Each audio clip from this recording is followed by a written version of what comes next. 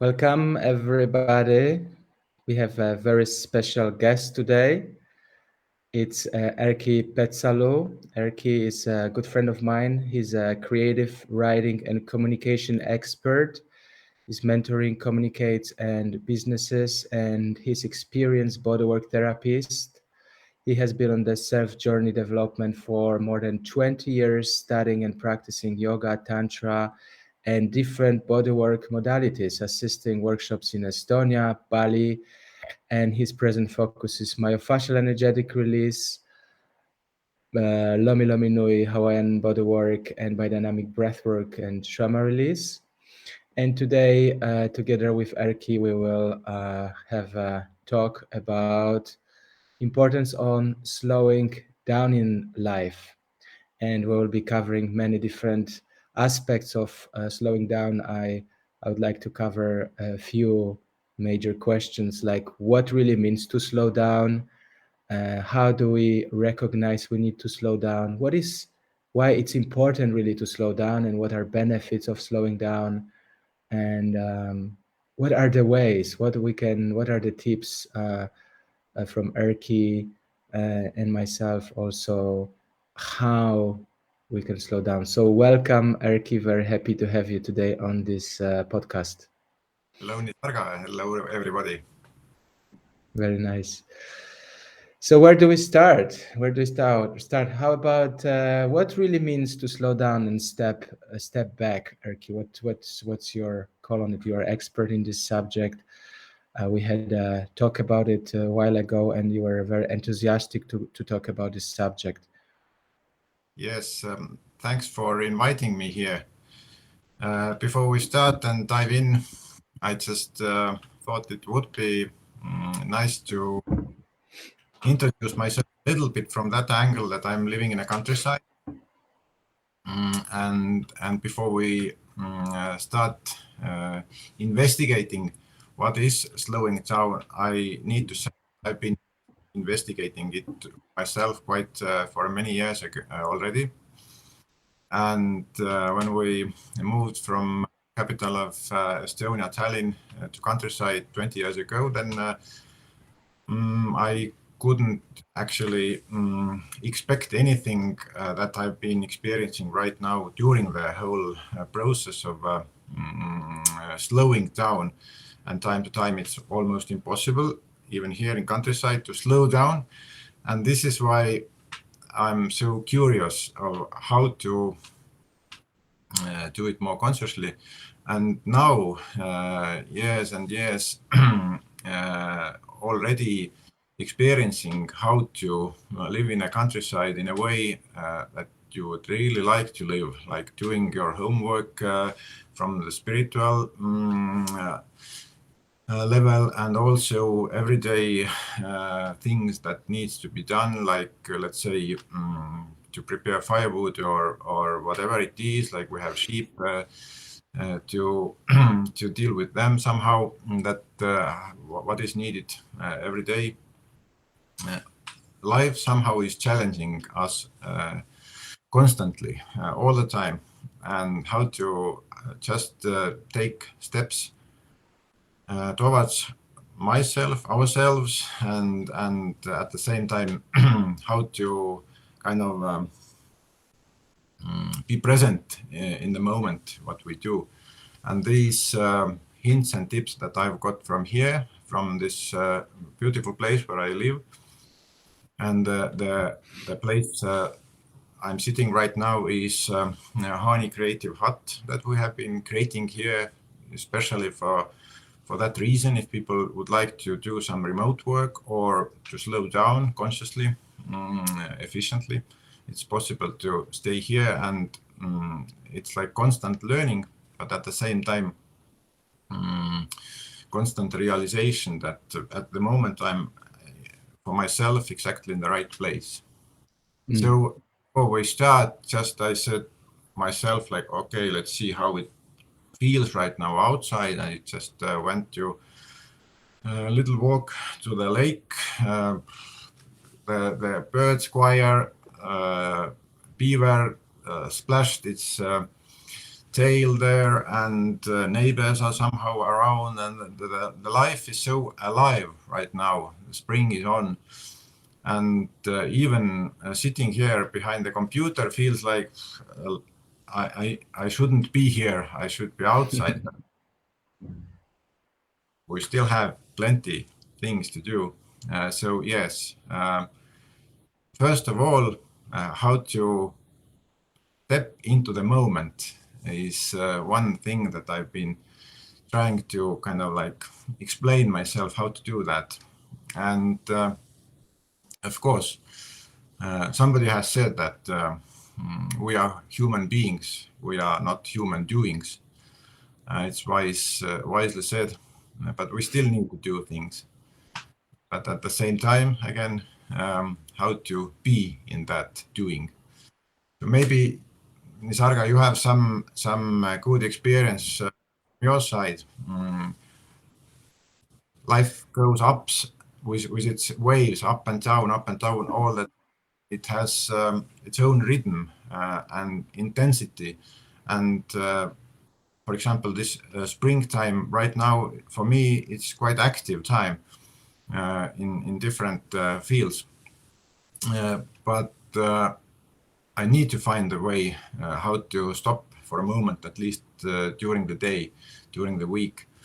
What has been for you the way out of being intense all the time? Yeah, great. I love how you shared about Haanja. It seems like you're living in a magical place in the nature with the lake, and I see this fireplace. It's very cozy where you are.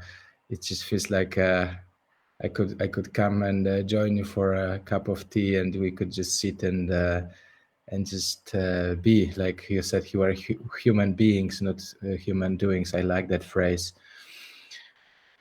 And of course, like what you said, it's true. Like life keeps us busy. Life keeps different challenges, and I just wonder.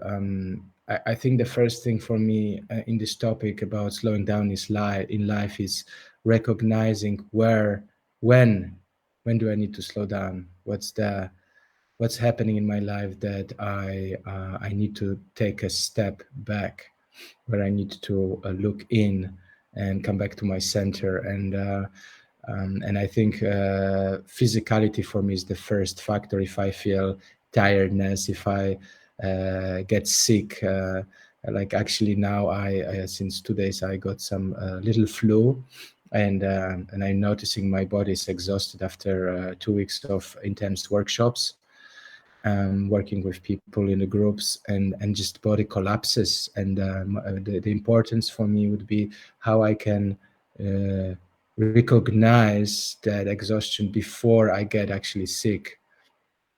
And because that's where body gives signal. You have to slow down. You have to rest and take your time to to recover.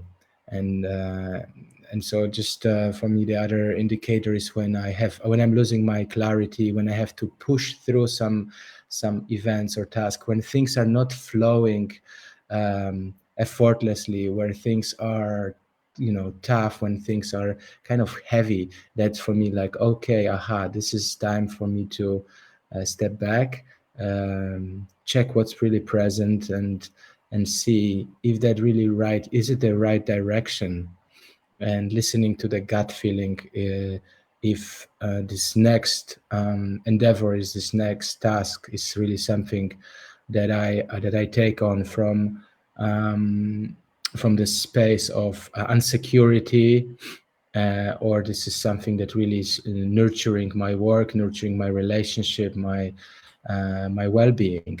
And it's a big question: what the tasks are really the ones that are coming out of some obligations and pushing through, and which tasks are really coming from our soul calling. Because I believe that one of the important things for me in life is to find a way that my activities are nourishing my life mission in some ways, supporting, teaching, enjoying friendships, relationships, and so this is primarily where I am focusing on life. So when those times comes when I lose this clarity, I know, okay, this is where I have to step back. So I'm wondering what are the keys for you to recognize when there is a time to step back? When do you need to slow down? Yes, that resonates very much shared right now. First of all, body. It's more or less like body gives some hints and signs, and if there is too much of things, you need to run, Forrest, run. You know this phrase. Yeah. Like too much already. But still we do different things, and I also like to do different things. And this is somehow I feel being alive when I do different things. But during those, like picking what do I do, I need to be conscious. Is this really something that I like to do? I need to do. Of course, there are some specific topics that I need to do. I need to cover. Keep things running here at the house with family, everything. But still, it's always possible to select, and to select even not always things that we do, but select the inner attitude, how I do it. To be in service out of basically, yes, for the greater good, I would say. And those little things that are boring can be done from the perspective of being in service. Exactly how therapists are being in service of the other people, we can be in service, but not like doormats or like giving ourselves to control by somebody else, but really consciously be in service. This is thing that I've been discovering, and it works, at least for me. But yes, body gives signs, and of course the surrounding also gives signs. When I woke up today in the morning, for example, the sheep were out of their area, and they were eating grass near the house where they shouldn't be. So first thing I I did to pick some bread and to invite them back to their own grassland where they need to be. So time to time, somehow life kicks in, and then you need to be conscious. You need to be somehow like very flexible at the same time. So being present and being in the selective mode of your own attitude of doing things. This is something that I would like to kind of Great. raise up here. Yeah. Listening to the body, just somatically, checking what's present in my body, what are the sensations, feelings, because the body will always communicate to us. The body will tell us where is the place of tension, where is the place of disconnection, where is the place of nourishment, flow, what places are connected. So that's really incredible tool, our bodies. And this is exactly the same parallel actually with any other topic of life, actually. Relationships, in business, in your own surrounding, community maybe. Sometimes there is tension, and how to react to that tension. Should I kind of like attack into that to solve something, or should I observe how to be kind of like silent observer first, and then out of that silence to start finding the way how to solve the situation. Wonderful. And wonderful. In businesses, in communities, also in families, and most probably also in therapy work, they tend to do things based on their mind, but not so much listening what they really need. And this kind of like studying quite long already, and somehow now I feel that I can say sometimes I already recognize myself doing things not based on from my mind level, but really from my heart level. Wonderful. I really like that we have this live today on Friday, actually before weekend, because usually those days before weekend, people we are rushing. We're rushing. We look forward to actually get the weekend to rest and to actually slow down from our weekdays activities. So I'd like to take it into the next question about why it's important to slow down. And I think the one of the first thing that comes to me, and it was in our conversation before, that slowing down can increase our productivity. And in the Western concept, we would say, okay, work harder, do more, that will increase your productivity. So how come slowing down can increase productivity? Most probably we have all experienced that if there is a place where I feel really connected with myself and that surroundings, somehow I lose the connection with time, and the time somehow switches in a different way to the next moment when I find myself in kind of like totally different mood.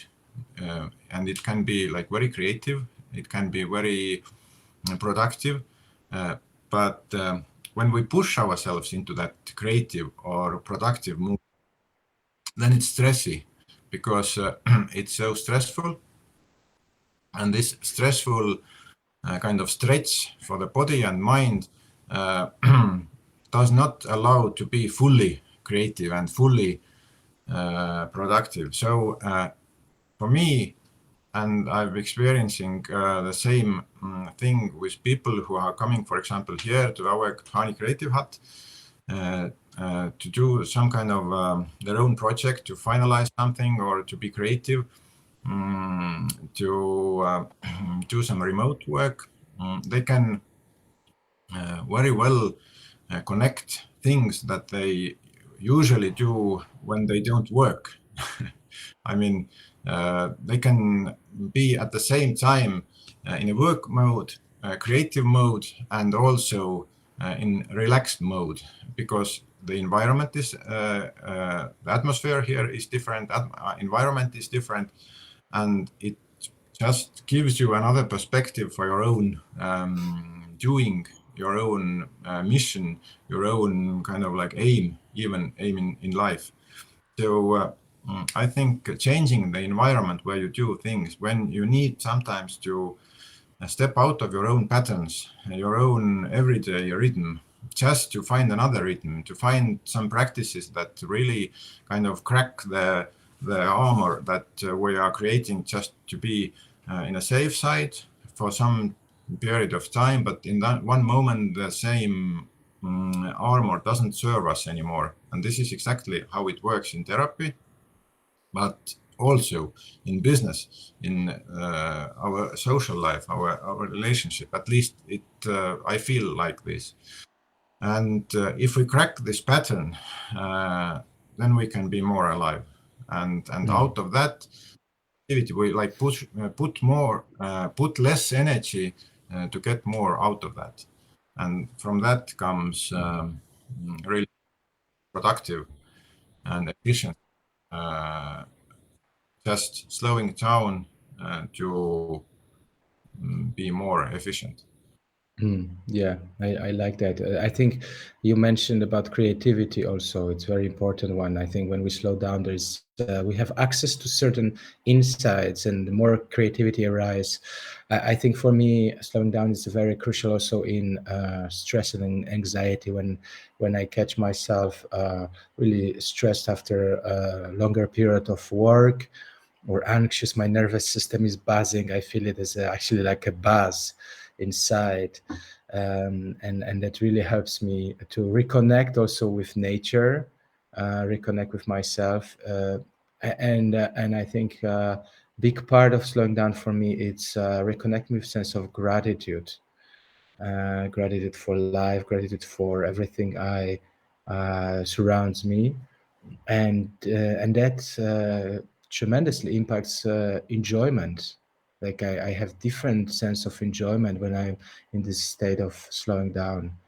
This kind of like connection with the self, with the center, and I think it does something on the level of our nervous system, where we come back more to ventral vagal complex for more relaxation and more more peace. Yeah, it's clearly parasympathetic approach. That's very, Mm. very. But one interesting thing for me, at least, is that if we think about in a wider perspective, like how the life goes, like ups and downs and waves, and kind of like craniosacral therapy is tide, like long tide and mid tide, like it's consciously moving, and even starting to do some practices, even going deep into some body experience, some new, the same rhythm starts to kind of like appear, that we go in very strongly in, and then one moment we feel like it's like a little bit boring, or it goes like too much already.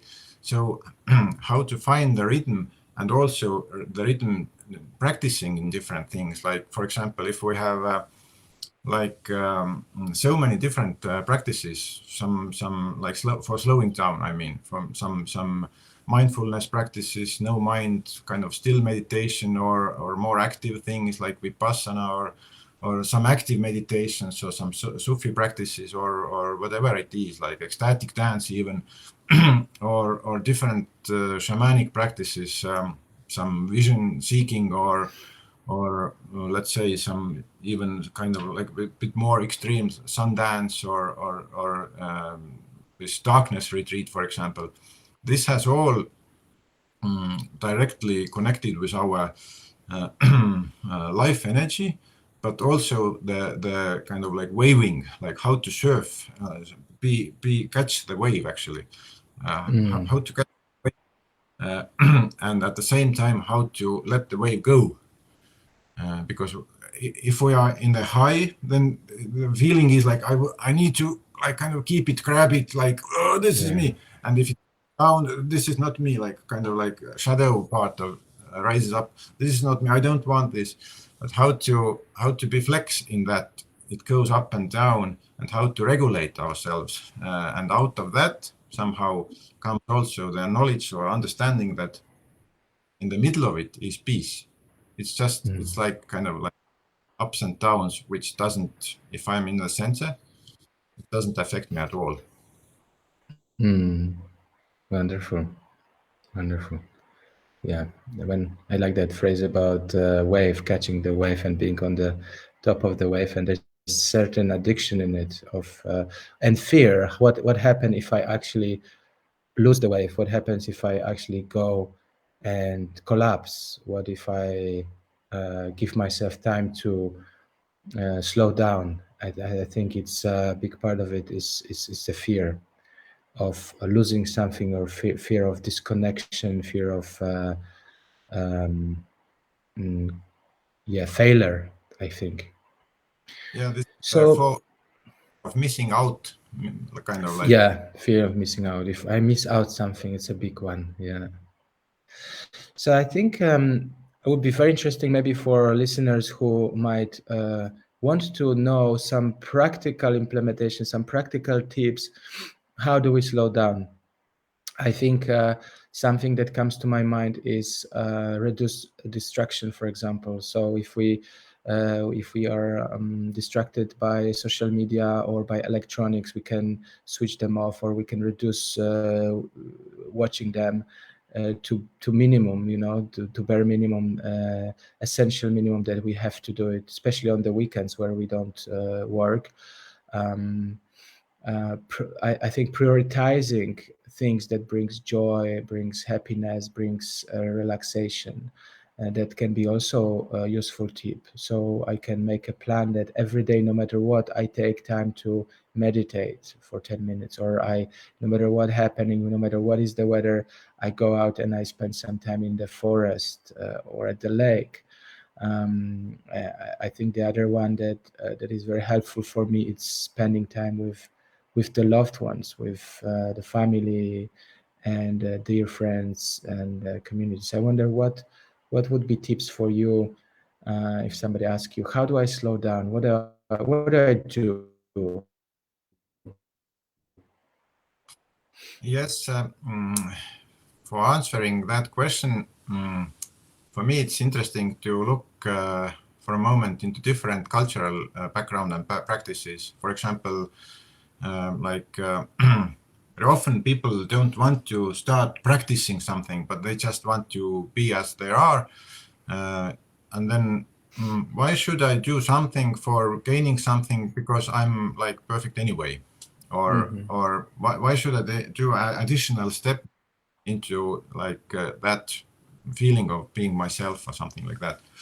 And different cultures have different practices for that, or basically that non-doing kind of like modality, like Wu Wei or Shinrin Yoku in Japanese culture, or let's say some self-challenging initiation retreats that are really, let's say you sit days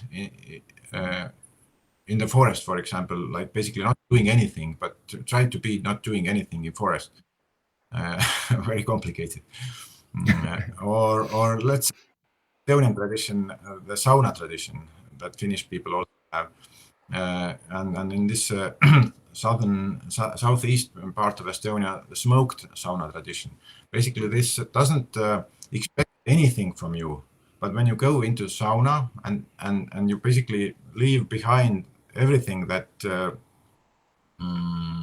that is present for you from that previous day or whatever, sauna and the bodily experience, like sweating and going to the pond or lake after the sweating, or doing some like this wisting and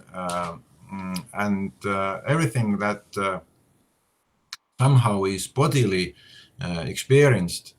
It absolutely right away relaxes mind, and it gives a direct way for the spirit to start be more kind of accessible. So, for example, smoke sauna in Estonia, or just the sauna tradition, like a natural sauna, we also here. It has been the place where people are communicating, like our ancestors and people who have been living here in this area. They have been communicating with ancestors and their ancestors, and from that, let's say, the sauna tradition comes also understanding that everything is alive, nature is alive, and we are part of the nature. We are not like king of the world, king of the nature. We are just a tiny part of it. And how to be in connection, how to be connected with that is one very easy and simple way to experience myself slowing down. Just to sitting there in the sauna, feeling the hot waves, cold water, maybe even in total silence. And if we live in this mobile phone or like online, everything is on the air right now, very, very fast. You need to answer, react, everything. And if you leave your computer, your phone somewhere a little bit more far and just stay with yourself, when coming back to the computer or mobile phone, even like they feel a little bit like, what the heck, what is this? So there is no need to do any special practice, even if you have this cultural background. And every culture, every tradition has its own way of doing nothing. But this doing nothing is very deep. And the same thing when you are in sauna, like let's say like Estonian tradition is we are naked.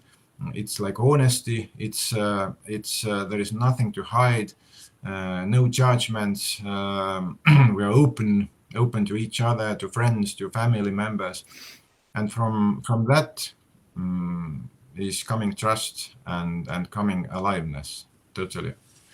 So I think cultural background and cultural traditions also are a very good way how to step into that non-doing mood of life, if not wanting to push yourself too much, but some active practices would be also very good. Let's say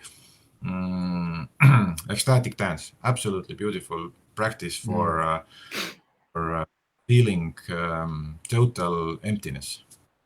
Absolutely beautiful. Very effective. Getting lost in the movement. Wonderful. I talk a lot about sauna tradition. I really like that. In Estonia and Finland, there's a very deep tradition of an understanding that actually sauna is like a cleanse of the body, mind, and soul, reconnecting to the soul.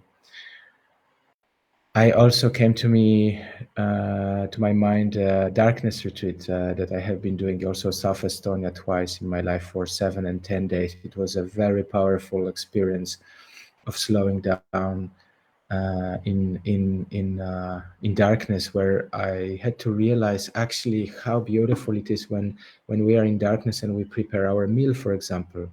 It takes for ages to find the cutlery, to cut the veggies, to prepare everything, and then enjoying the eating. I haven't had a watch, of course, in my darkness retreat, but it sounded sometimes like it took me hours to prepare and eat, and having that the time, because what do you do in darkness? Mostly meditating. It was a beautiful experience that gives me a lot of insight about how important it is to enjoy those small activities, enjoy those small rituals, and creating those small rituals in life that can be also helping us to slow down. Rituals of journaling, rituals of going and looking into the flowers, or picking up the stone and connecting with the stone that we just found on the beach. Those are moments where we kind of mystical moments where we can connect with the higher self. We can reconnect with our center, and those times we can really get a lot of very beautiful insights. I think the other way for me would be also reduce commitments, because we sometimes take another commitment and another commitment. So why don't we just drop something? Why don't we reduce those commitments? And as we say before, observing the body, observing the energy. If the body is tired, taking rest, slowing down.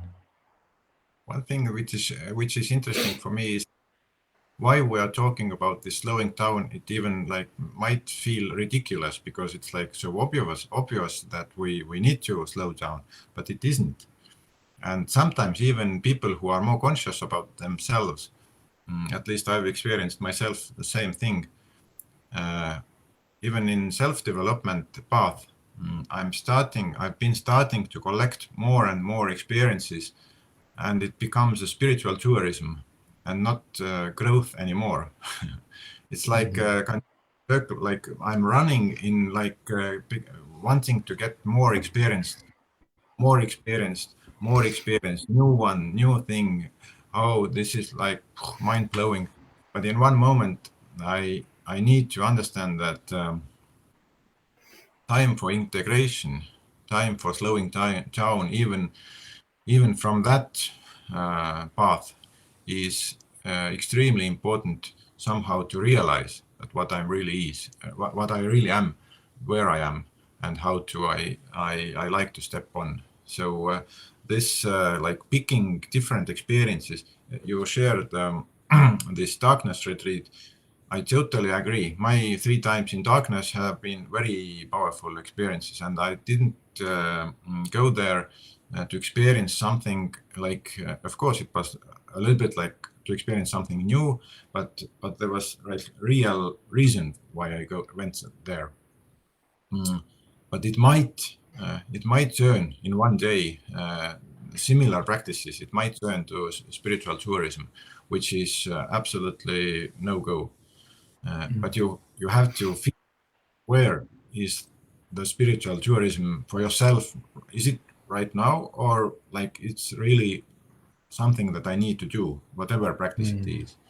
So also slowing down and listening to yourself. Like, what is it? Why I do this? Should I, like, somebody's inviting, oh, let's go, but there is no need to. So yes, I agree that body gives signs, but also the environment gives us signs. And all those practices that are given for us from different traditions, different communities, different beautiful lineages, don't fit to everybody. And there is no need to try out this, try out that, when I already somehow find that, oh, this is for me, this works more. And for somebody, nothing works, then only let's go to sauna. And that's also okay, because people are different.